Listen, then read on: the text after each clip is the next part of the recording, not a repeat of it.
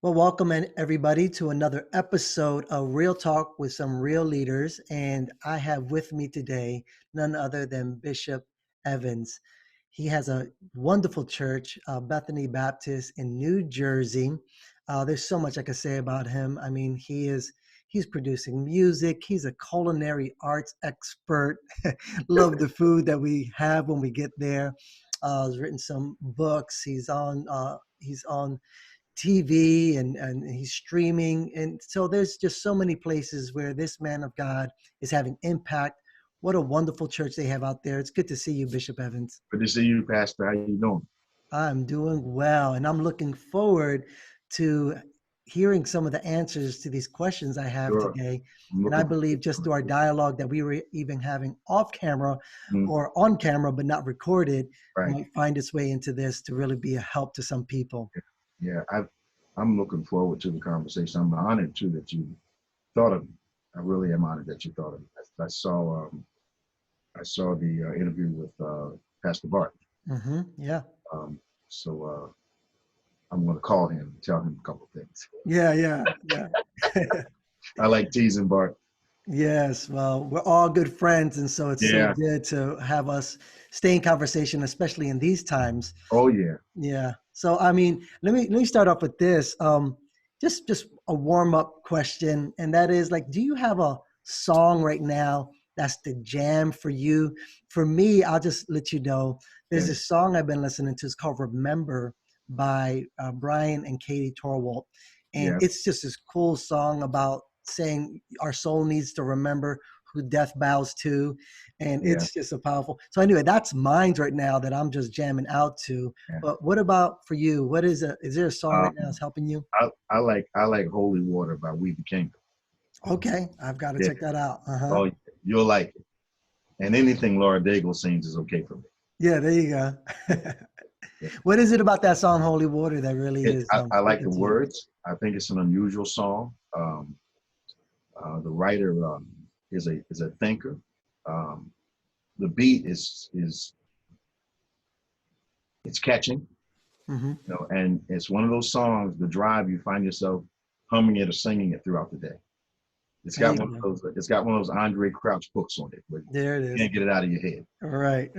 It stays on you. Yeah, Well, Bishop, you're probably one of the most optimistic, joyful leaders I know. It's amazing that, I mean, leading a large church that you do and a big network that you're Mhm. around, sometimes, people can be so in the zone that sometimes that joy sort of kind of goes below the surface or becomes secondary. But that's not the Sure. case for you. You Yeah. always have a joyful disposition. But here we are in this current time that we're in. And can you share with us what's the secret ingredient of maintaining the joy? I'm guessing you're maintaining it, Sure. but what is when there's difficulty and despair all around us? How do you maintain that joy? Any secret ingredients that you can share with us? Well, it's a phenomenal question. I think one of the dilemmas for uh, Christians is that joy, like faith and grace and mercy, are very common terms. But I don't know about your background, but they never taught me what joy was, what faith, how to work faith. It was almost like I got saved, and they were going to send me to the Walmart, and they had a Christian section down there, and you just go down there and buy some joy and buy some faith, because they just told you to have faith, have joy, enjoy the mercy and grace of God. And I decided that couldn't have been enough when the Bible is clear when it says the joy of the Lord is my strength. Now that's an off-quoted scripture. Everybody can say it, new Christians, experienced Christians, but the joy of the Lord is my strength. And I started to wonder, well, if that's true, why am I feeling like I'm feeling so early in my walk with God? What is joy? It wasn't fun. It wasn't happiness. What is it, and how do I access it? And how do I understand fully that it's an empowerment, not just a term Mm. used by kingdom people? So I started researching it. And the key was the joy of the Lord is my strength. So I realized the strength of my relationship with God dictates the dimension of joy that I function in. Mm. So the stronger I am with God, the greater my faith will be, the greater my sense of joy will be. So, practically speaking, joy does not eliminate challenge. Mm-hmm. Joy does not eliminate a fluctuation in emotion. So, if that's not it, what is it? Joy is the concrete floor in the basement in a 2 or 3 story house. Wow. I may fall through 2 floors, but I'll run into my joy or his strength if I have one of those seasons where I feel like I'm down. Wow. So joy is a foundational place in the Christian Mm. that keeps me. I can get sad, but I won't get depressed. I won't stay depressed. I can grieve, but I'll mourn differently because the direct correlation of the strength of my well-being, sense of well-being, is connected to the strength of my relationship with God.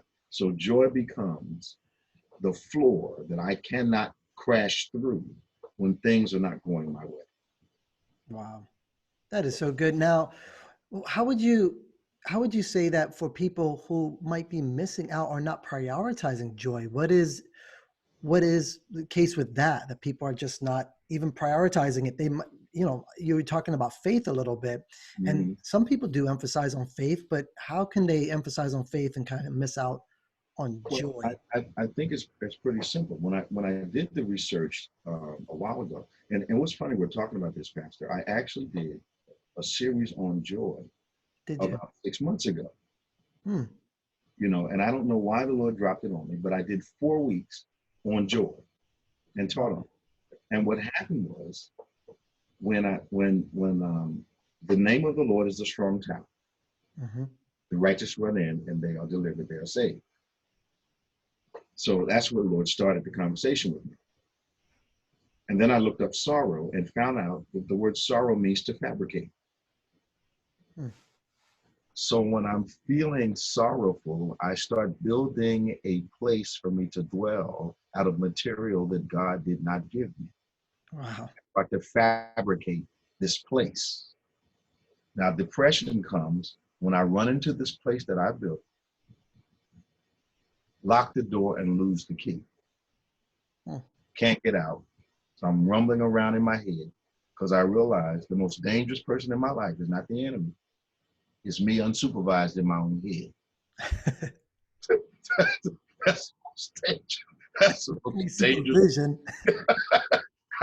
Mine needs supervision in here. Thank God for the Holy Spirit. Yes. So I realized I have to make a choice to run into the name of Jesus, run into my relationship with Jesus, access him, or build something that he doesn't give me the material to build. And it's being a moody person. I can find 1,000 reasons if I get unsupervised to be upset. Hmm.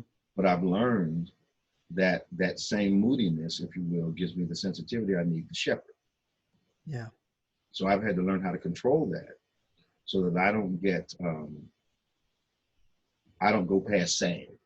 Right. Right.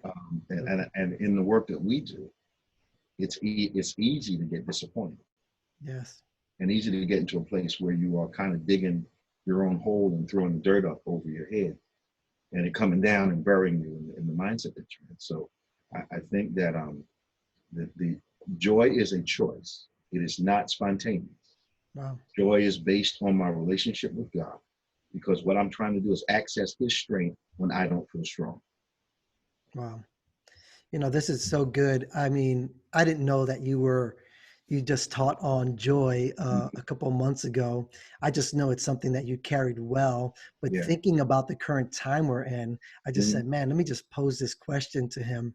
And I think it's one of those core teachings that actually need to be taught right now. Absolutely. We're finding people just going into that place in their head unsupervised. Mhm. They're taking the news and they don't know how to decipher Right. between fact and truth, Mhm. and some of the facts are causing them to lose their faith, where truth would bring the joy of who God is. It would bring Absolutely. all that stuff that you're talking about. But is there other core teachings that you believe need to be Absolutely. emphasized in the hour that we're in? Talk Absolutely. I about think that. I think faith is absolutely Essential. another one of those terms that is spoken very regularly in the body of Christ, but I'm not sure we're being taught how to operate in faith. Mm. You know, for instance, ever since I got saved, I've been saved since 1976, I've heard the term pray the prayer of faith, but nobody ever told me what it was. So once I learned what the prayer of faith was and what's required in it, it helped me push the doubt out of my walk with God. It's not to say I don't have doubt still, but sometimes I do. I Yeah. don't. I feel it more than speaking. Um, totally transparent.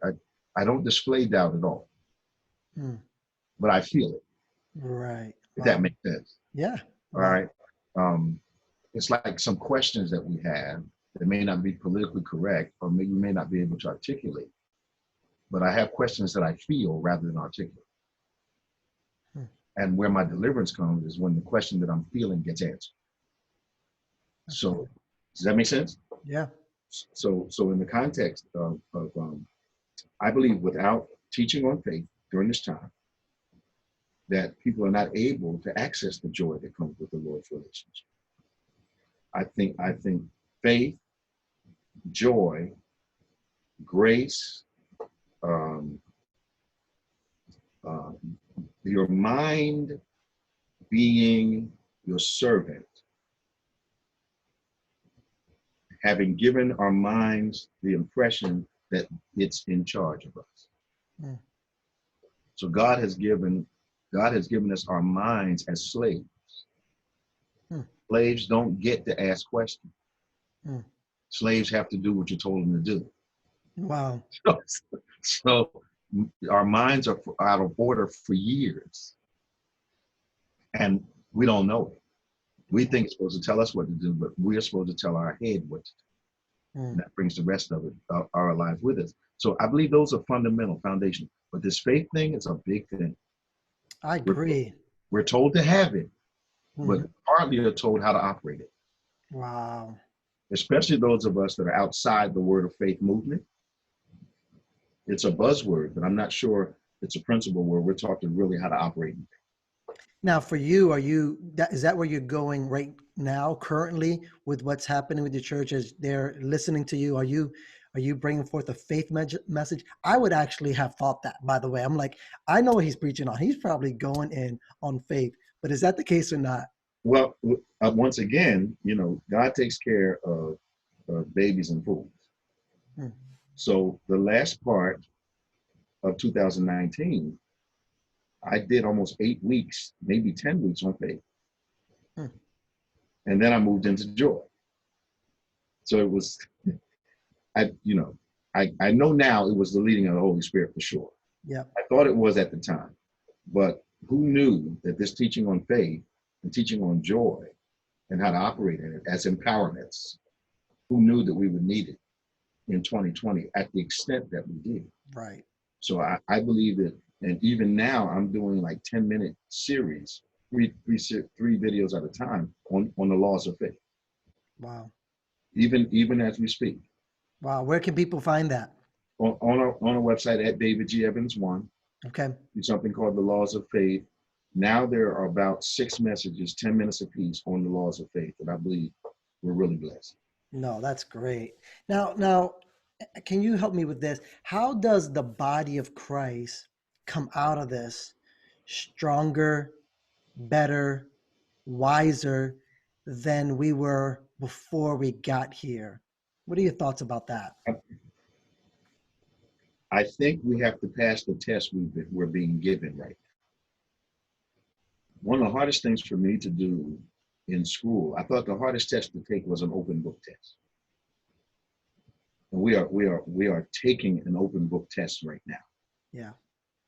And just a little background, something else that I've been teaching since February, off and on, especially through social media. I had a chance of teaching in church and then shifted it to social media. What I believe is happening is that if judgment begins at the house of God, and judgment is choosing between two things, then God is asking his church a question. The first thing that really impressed me, I, I I've heard a lot of prophets, and the thing I think that's confusing about it, Christ, is there are so many different messages of coming from the prophetic that I don't know if people know what to believe. Mm. So it appears to me we've got a little Corinthian spasm going on here because everybody's got a prophecy, everybody's got a this, everybody's got a that. Wow. So it matter, we got 8 mountains, we got 7 mountains, we got 5 mountains, we're all over the place. Yeah. So God told me, what about what I said? Mm. So you get this, the church generally looks outside itself when we see this international global judgment happen. But what blew my mind, Pastor Jamie, was this.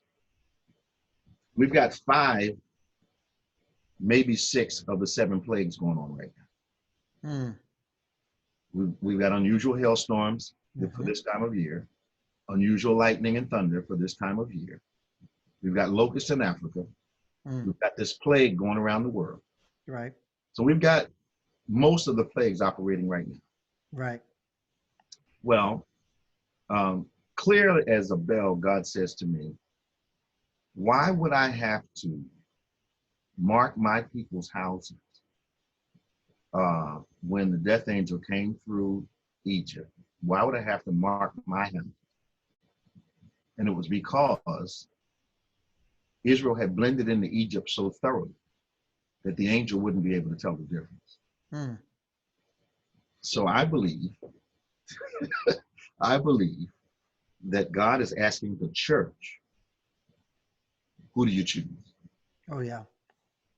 And I believe we have assimilated so thoroughly that God is having confusion telling us from the culture that we're in. Mm. So he wants again an obviously bloodstained church. Mm. Is this making sense? No, this is so good. I mean, I'm reflecting a little bit on what I shared this Sunday, and it was Okay. similar that I was talking about rebuilding our broken altars Yes, sir. and how Elijah Yes, there sir. was kind of a standoff moment Yes, saying, which God are you going to serve? absolutely. You guys have been so He's unconvinced. asking the church, who are you going to choose? Right. Because obviously if he has to ask the question, Mm-hmm. we're blending in a little too much. We don't, Exactly. we're not as obvious as Adam and Eve were in the garden before they fell. Right. So God is having a problem looking down, seeing his church, Hmm. because we're not the obviously blood-bought, blood-stained church that he is looking for. Yeah, I kind of communicated in a interesting way where there was the sacrifice of the bull, right? That was on the altar. And I Mm-hmm. said, a lot of us have these altars we think we're building, but we haven't cut the bull yet. Yes. And I said, we got to cut the bull. We got to, like, we have a church that doesn't know how to count the cost anymore or make No. sacrifices or set Yeah. themselves apart. We're Yes. able to be pretty popular, we're in on what's trending, but there's a sense where eventually the people of God need to stand out and they will feel unpopular, which is why Elijah was like, am I the only one?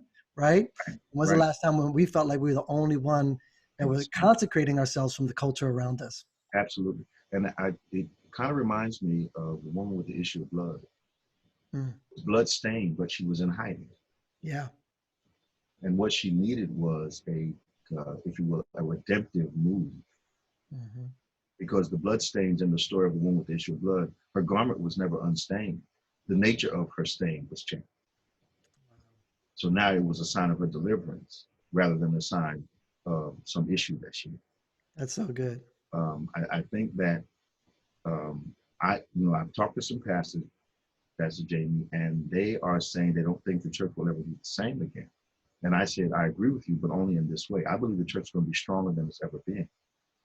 I believe the value of the church, the preciousness of it, has escalated in the minds of the saints. I believe, and some of it's going to be human nature. Some will want to come back because they were told they couldn't come. Yeah. But the actuality is that we are not ready to net, if you will, what God's going to send. Hmm. If we're not in position to receive an Acts 15 church, Hmm. where people don't look like what we historically thought was acceptable, If we are not offering moments,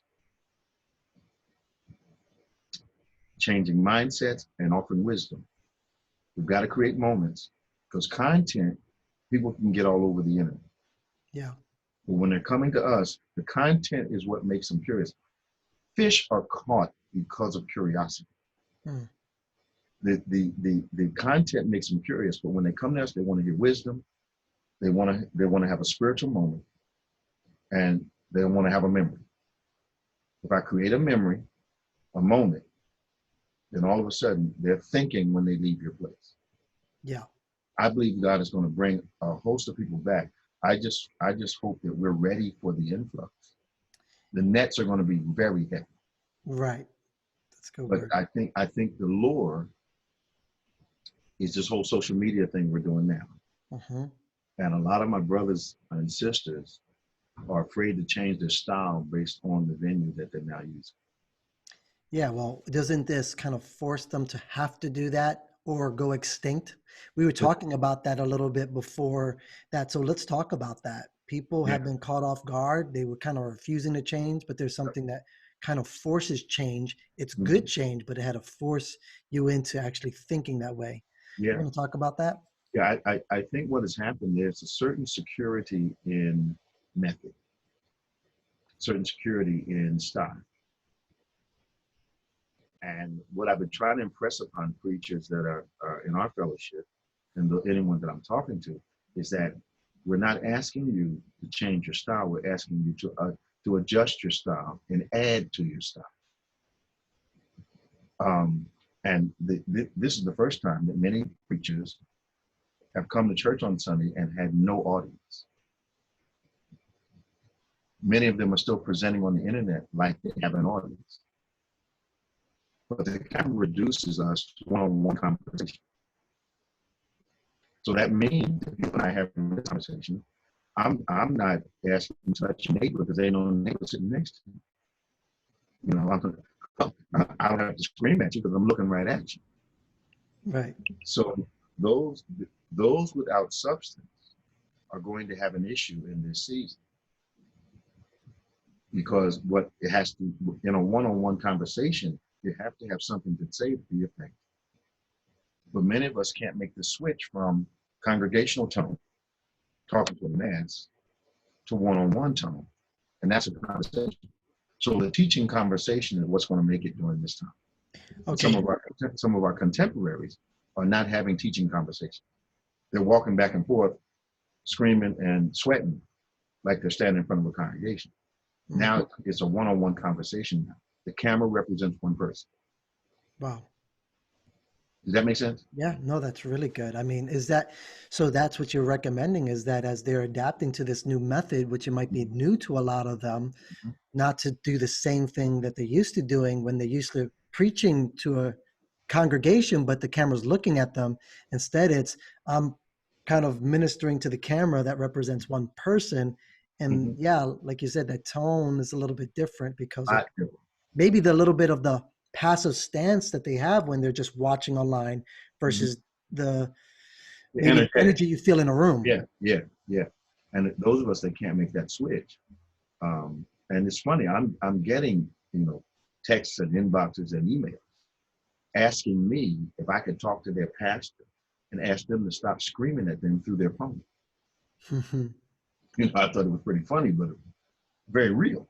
It's funny how they notice it now that they're watching through camera, but when they were sitting there, they probably didn't notice it as much, Didn't right? have a problem with it at all because the context is different. Yeah. The context is different. I think the thing that we learned down at Issachar, the whole theme of understanding the times and knowing what to do. Um, I think the second question that God is asking the church is, do you know what time it is? Mm, And therefore, do you know what to do? you're right. You know, and we're not abandoning our history and our tradition, but we're certainly adding to it now. Yep. And those that are unwilling to add, I think, are going to miss, are not going to make it from the seat.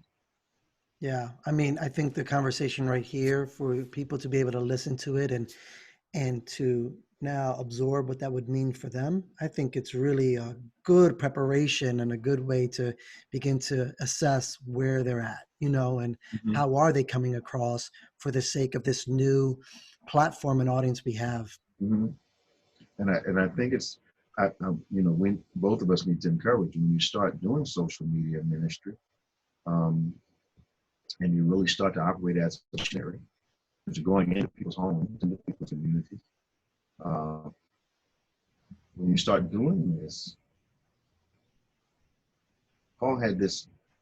I remember when Ezekiel went and did his first preaching engagement with Israel.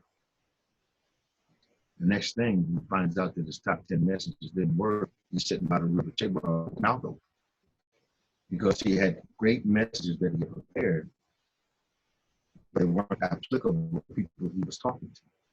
So he had to shift his whole approach, not his principles, just his method of delivery in order to be effective in his assignment.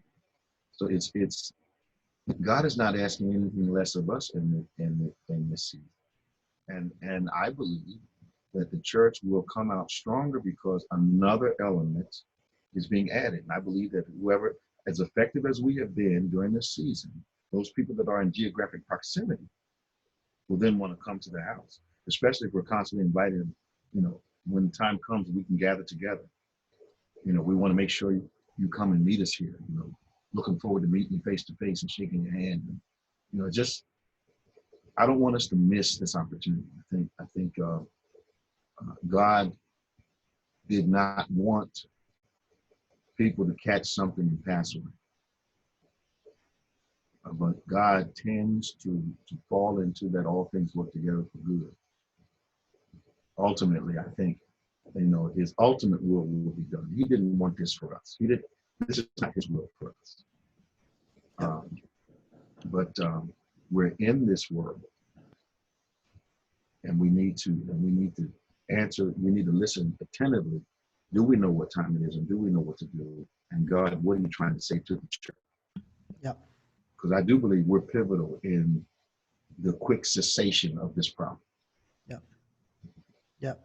And some of this stuff that we have discovered in this time has to be carried over into Mm-hmm. the next season. Like you said, Absolutely. if the nets we're going to be able to carry these nets.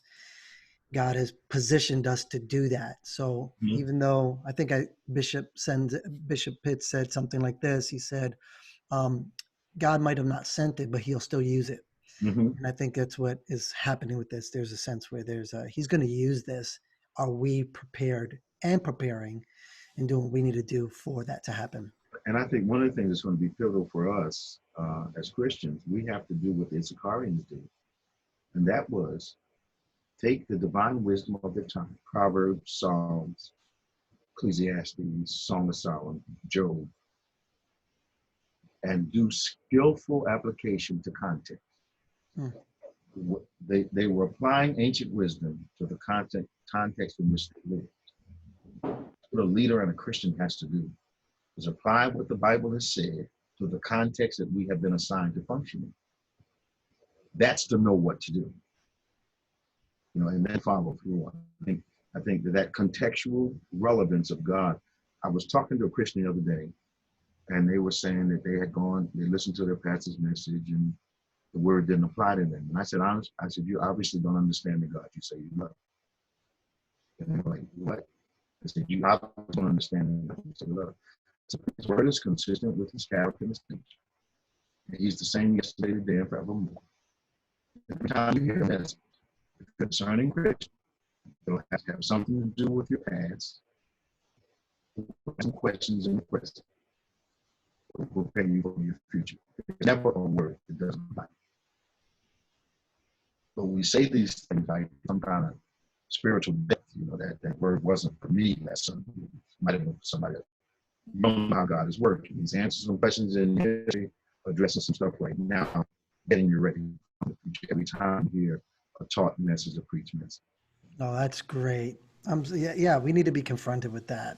Some of Mm-hmm. the ways that we have thought how we have to receive from God is through the vessels, and we do need to do that. But if we have enough of a relationship with God, we can understand what the vessel is being used for, that might be for That- us, but might be for a broader thing. And so in that, we're still being fed or still being blessed. yeah, it's wisdom for a context, Hmm. past, present, or future. Those Yep. are three major contexts we dwell in. So it's just it's it's so simple to me. You know, we can miss God so easily. Yeah. You know, and oftentimes, you know, we fall prey to Satan's trick when he was allowed to test Jesus in the wilderness. Yeah. When all Satan was asking Jesus to do was hide rebellion in an act of faith. Wow. That's all he was asking. Well, Bishop, if I keep you going, then we're gonna end up being here an hour because we keep going, and here goes Come on, another man. thing we could be talking about. I think just all that you've shared so far is some tools and some understanding to get the church being stronger, wiser, and better for the It's got future. Yeah, and you're there's no reason optimistic, there's no reason for the season. right? It doesn't make it strong. Right. And I think you're optimistic for the, yeah, you're optimistic such as I am. And I guess optimism is also the faith of what God is going to do and all this stuff. So appreciate you, Bishop. And thanks Appreciate for having me. just having this real talk with real leaders. And that's all we're doing, having this candid conversation, but out of it is just flowing such great wisdom. So bless you. And people will, I'm sure, check you out on the laws of faith. I think that's a wonderful plug there, especially in the times that we're living in.